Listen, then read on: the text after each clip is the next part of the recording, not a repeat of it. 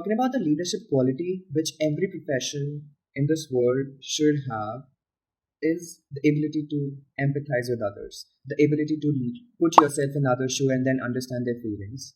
Why I am stressing on the need of having empathy and also equating empathy as a superpower is because with the advent of industrialization, humans have been treated as mere entities, entities who can be equally exploited just as machines.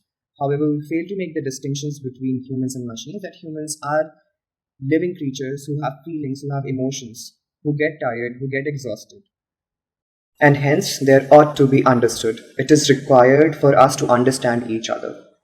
Secondly, why I am emphasizing so much on the need of having empathetic leadership is because today we need non judgmental, safe, and inclusive work arenas, inclusive spaces to let people be themselves. They should not be persecuted or discriminated, like based on their gender identities, based on the place of birth, or based on their economical or financial situations.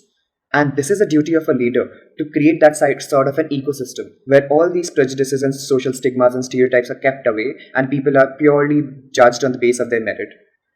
Lastly, I think that an empathetic leader who can put themselves into the shoes of others and understand their miseries can actually promote an environment of growth. Growth not just of the company or the organization that you're working for, but also the personal growth which every human strives for.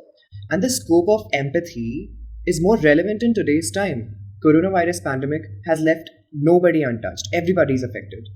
We have an opportunity in the post-pandemic world to revise the traditional ways which we see leadership. Now, we have to ask ourselves, are we all in this together?